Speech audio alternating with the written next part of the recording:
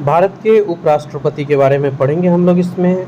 हाल ही में न्यूज में हैं हमारे जगदीप धनखड़ जी, जिनको विपक्ष ने हटाने का प्रस्ताव लाने का ऐसा विचार किया है। ये न्यूज़ में हम लोगों ने देखा है। आज इस वीडियो में मैं आपको बताऊंगा भारत के उपराष्ट्रपति को हटाने की प्रक्रिया और भारत के उपराष्ट्रपति से जुड़े बहुत महत्वपूर्ण जो फैक्ट्स हैं उन सभी को। भाग 5 यानी कि संघ जो है अनुच्छेद 52 से 151 के बीच, इसी में उपराष्ट्रपति का चर्चा मिलता है अनुच्छेद 63 से अनुच्छेद 69 के बीच। अनुच्छेद 63 कहता है कि भारत के एक उपराष्ट्रपति होंगे और ये जो उपराष्ट्रपति का पद है ये अमेरिका से लिया गया है। भारत के उपराष्ट्रपति जो होंगे यही राज्यसभा के सभापति होते हैं, ठीक है, लेकिन राज्यसभा के सदस्य नहीं होते हैं।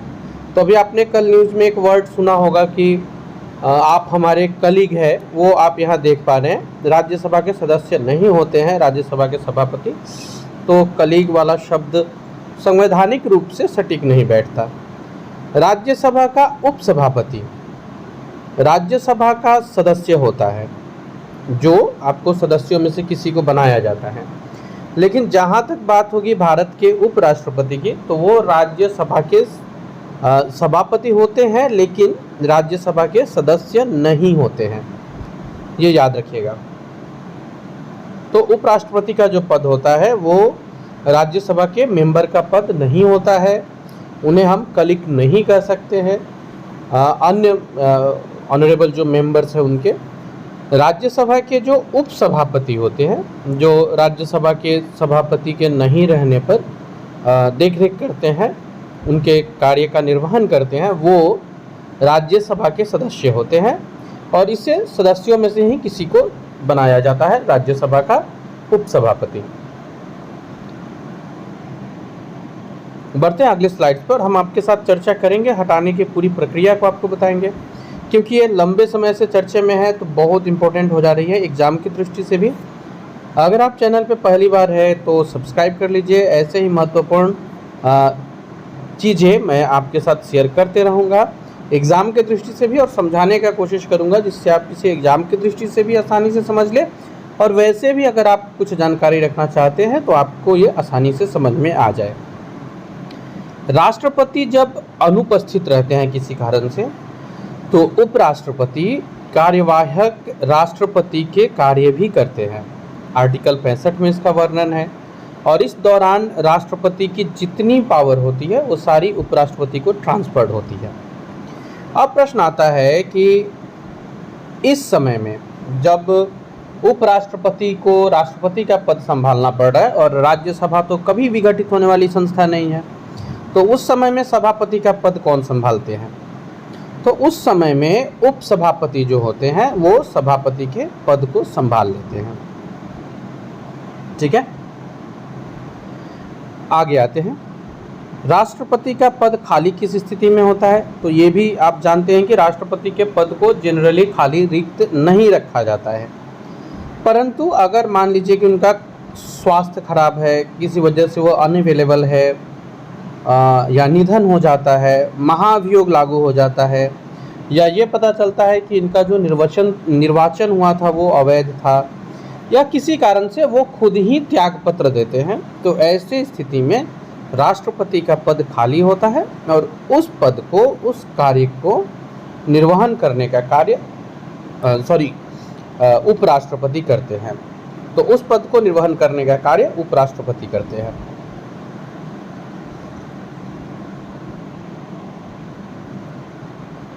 अब हम लोग आगे आते हैं, कार्यवाहक उपराष्ट्रपति, कार्यवाहक के रूप में उपराष्ट्रपति, ये हम लोगों ने देखा।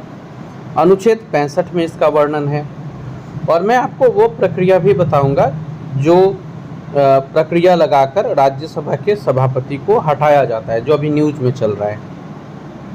उसके पहले देख लेते हैं उपराष्ट्रपति का निर्वाचन कैसे होता है।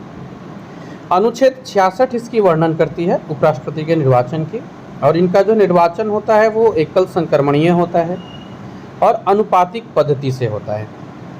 उपराष्ट्रपति के निर्वाचन में दोनों सदनों के सभी सदस्य भाग लेते हैं, सभी, हाँ, राष्ट्रपति में था कि केवल निर्वाचित सदस्य भाग लेते हैं, उपराष्ट्रपति में है दोनों सदन के सभी सदस्य, चाहे वो निर्वाचित हो या मनोनीत हो। जैसे कि पहले 2 एंग्लो इंडियन मनोनीत होते थे, अभी आपको 12 मनोनीत सदस्य होते हैं राज्यसभा में। तो ये सारे जो भी मनोनीत सदस्य हैं ये भी भाग लेते हैं।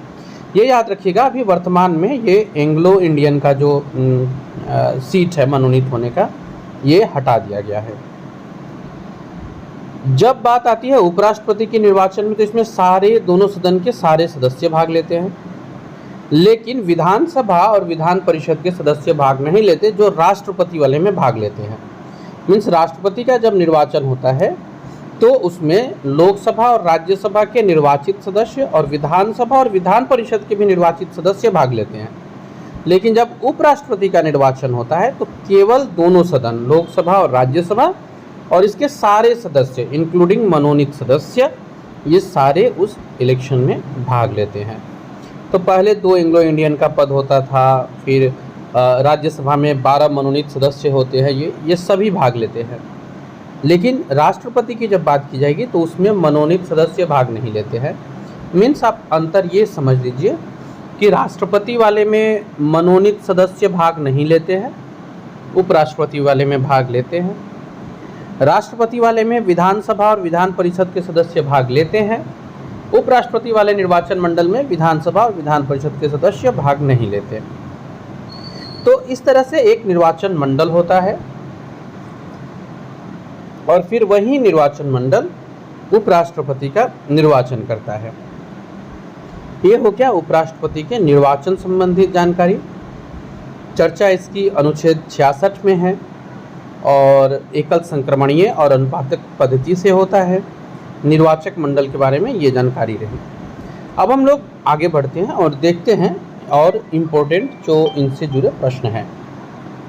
अब देखते हैं हम लोग उपराष्ट्रपति बनने की योग्यता क्या होती है। तो उपराष्ट्रपति बनने के लिए पहला, भारत का नागरिक होना यह आवश्यक है। दूसरा शर्त है 35 वर्ष आयु हो न्यूनतम।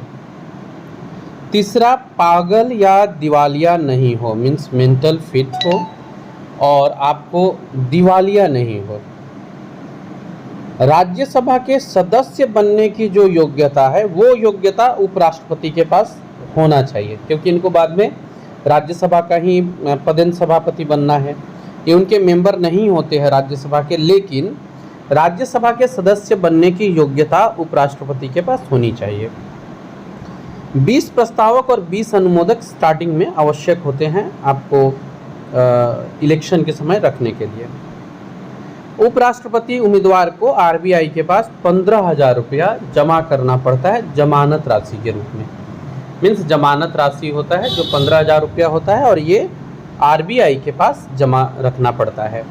अगर आप किसी कारण से जो वोट हुए हैं उसके 1/6 हिस्से को या आप कहें कि आप जो कोटा निर्धारित किया गया है उस कोटा को नहीं प्राप्त करते हैं वोट में, तो ये आपकी राशि आरबीआई के पास ही जब्त हो जाती है।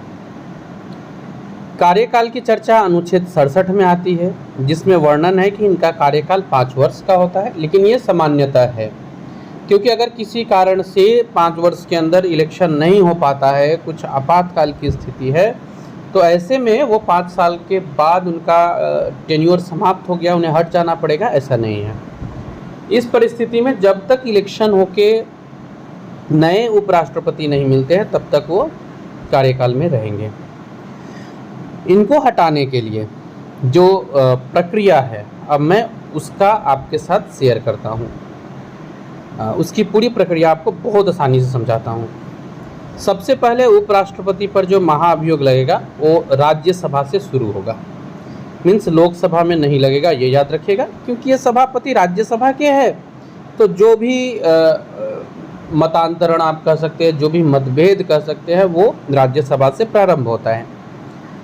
राज्यसभा से प्रारंभ होने के बाद 1/4 मत पारित करने के लिए, मीन्स प्रक्रिया को प्रारंभ करने के लिए 1/4 मत होना आवश्यक है।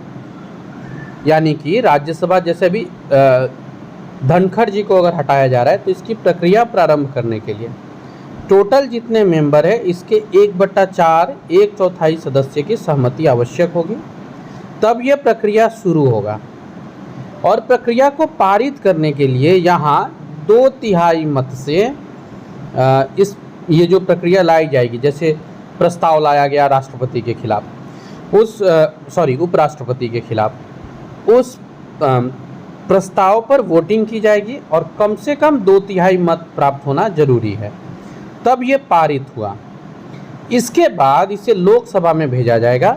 राष्ट्रपति उपराष्ट्रपति को सूचना दी जाएगी 14 दिन पहले, फिर इसे लोकसभा में भेजा जाएगा और लोकसभा में भी वोटिंग होगा।